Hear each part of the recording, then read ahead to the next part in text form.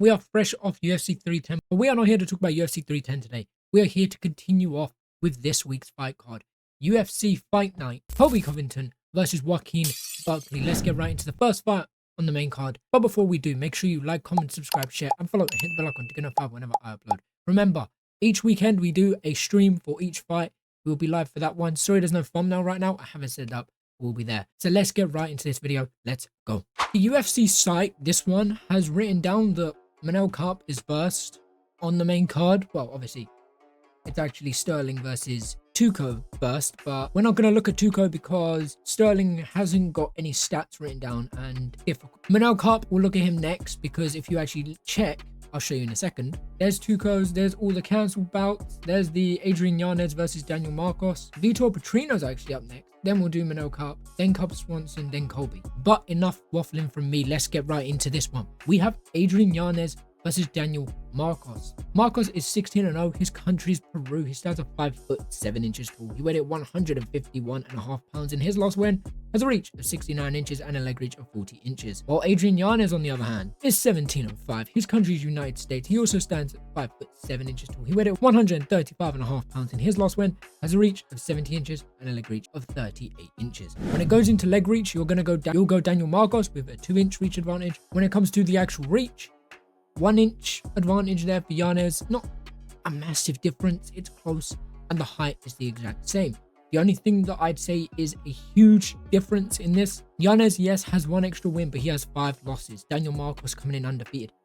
Yanez has the experience, but Marcos is undefeated, which makes it a very difficult fight for Yanez, because he's going against someone who will probably be the favorite because he hasn't lost, but his experience could cause him to win. But let's move on to win buys to see how they've got it done in their previous fights. With Adrian Yanez having a 65% KO TKO, 12% submission, 24% decision, with an average fight time sitting at 6 minutes and a knockdown average of 2. While Daniel Marcos, on the other hand, has a 50% KO TKO, 0% submissions, 50% decisions, with an average fight time sitting at 12 minutes and a knockdown average of 1.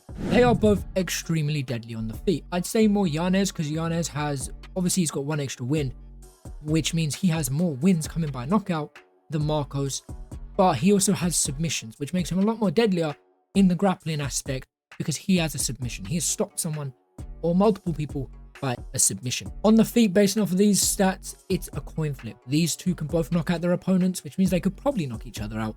It's just, how have they lost? I wish they had that as a thing of Yanez has lost, right? How is Yanez lost? If Yanez has got knocked out, Daniel Marcos could knock him out. Daniel Marcos hasn't lost.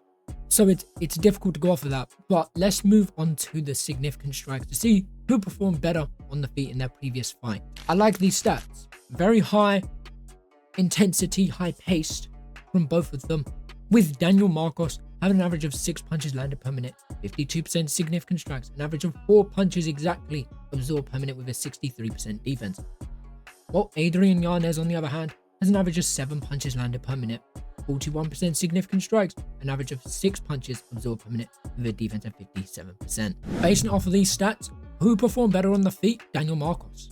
Comparing it to Adrian Yanez, Marcos performed better. He landed a little bit less, but had a high significant strike percentage with his shorter amount of strikes.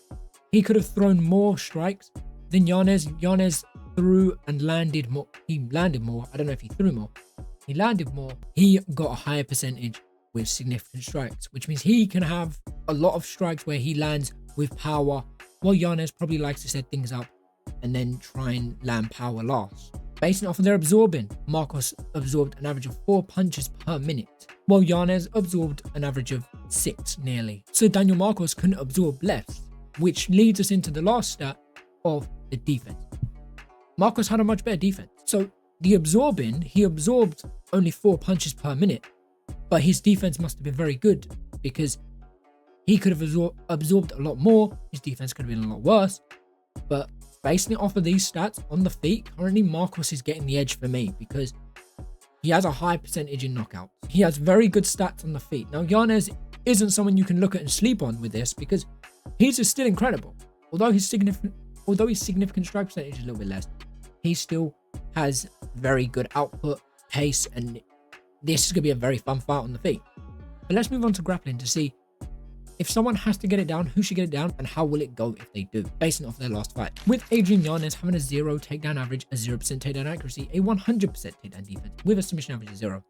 Adrian Yanez's previous fight didn't go down. Daniel Marcos, on the other hand, had an average of 0 takedown. He had a 50% takedown accuracy with a defense of 87% and a submission average of 0. I think if someone wanted to get the fight down, it will probably be Yanez, and I think Yanez will get it because look at the takedown defense. If Marcos attempts to get a takedown, I think Yanez will have the experience and the skill to defend it, but I feel like Marcos, although he has great takedown defense, we're not going to get rid of that.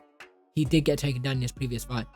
So I think it would be a little bit easier for Yanez to get him down than it would be for Marcos to get Yanez down. But Marcos in his previous fight did attempt takedowns, did get some takedowns, but Adrian Yanez didn't get a single one. But he didn't attempt it, I'm assuming, because it says 0. He didn't even attempt it, didn't attempt a submission, and he kept it on the feet. So putting all the stats together, how do I think this fight goes? I think this stays on the feet for a bit. And if it does go down, who do I think will get it down? I will probably go Marcos will attempt to get it down. I'd say they can both strike until someone gets hurt. I feel like their output, it's whoever starts first. Whoever starts quick and first should take control. Obviously, take your time, pace it up a bit, but don't get in too close of a range where the other person can land. You have to get out of range as quickly as possible because your reach is fairly similar. Land your strikes, get out of range, move around, circle around, don't stay in the same position, and just work. That's all I've really got for this one.